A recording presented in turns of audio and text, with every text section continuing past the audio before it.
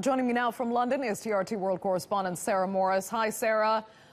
Okay, it looks like there is now support for an early election in some camps, particularly from Labour leader Jeremy Corbyn, but Scottish First Minister Nicola Sturgeon seems very critical of Theresa May's motives for calling this snap election.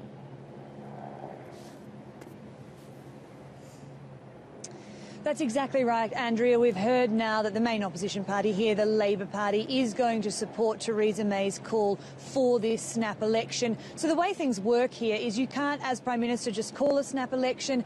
Very recently, they introduced a fixed term of 5 years for Parliament.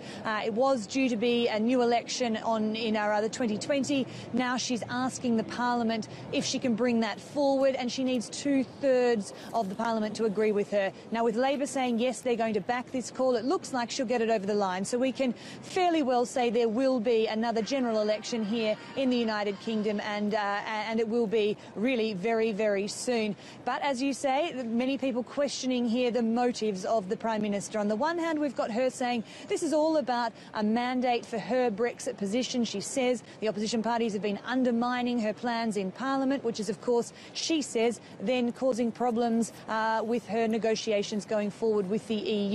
So what she wants to do is get rid of the grey area and seek a mandate for the hard Brexit, which is what she is after. Now, others will say, actually, she's seen an opportunity to stay in power perhaps a little bit longer. This election will mean that she can stay in power for another 5 years if she wins, and it looks like she possibly will. At the moment, she's well ahead in the polls. Her party, the Conservatives, are really streaks ahead of the next contender, which is the Labour Party, and then the minor parties, in this case the UKIP, UK Independence Party, and then, of course, the Lib Dems. So she looks like she's got a good chance of winning, which would give her a bigger majority in Westminster. It's been one of her biggest problems with Brexit. She has really a wafer-thin majority in the Parliament, making it very hard to pass legislation. On top of that, gives her some legitimacy if she does win this election and win it well, because, Andrea, she was never actually voted as Prime Minister in this country. She was put in that position after a leadership challenge following former Prime Minister David Cameron stepping down after the Brexit referendum.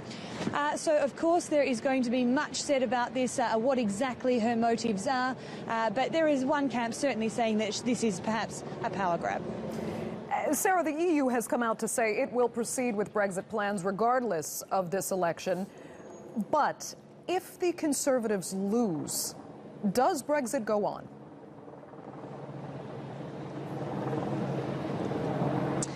Well, this is the big question. Of course, Article 50 has already been triggered, so turning around now and stopping Brexit happen, can that happen? Well, that's something I guess we'll find out. There is no precedent for this, so it is possible that Brexit could be stopped. But what this does do is really give voters here in the UK two very clear options. On the one hand, you've got Theresa May and her Conservative Party, which have said they will go ahead with their hard Brexit plan. That means the opposition parties, particularly the Lib Dems and maybe Labour, can now come into this election offering a softer Brexit, if not a stop to Brexit. And so that does give voters a very clear choice. Keep in mind, Andrea, that this country is divided when it comes to Brexit. It wasn't an overwhelming win in the referendum last year, so there is a very high number of people who perhaps like to see a softer Brexit. Many would like to see it stop at all if that is possible. So certainly for the EU to say that they won't change, nothing changes with their plans, well, it might not. But in time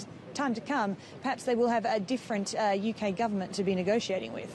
Okay, let me turn back then quickly to the here and now. How does it work now? May wants this vote held on June 8th. That gives parties less than 2 months to campaign.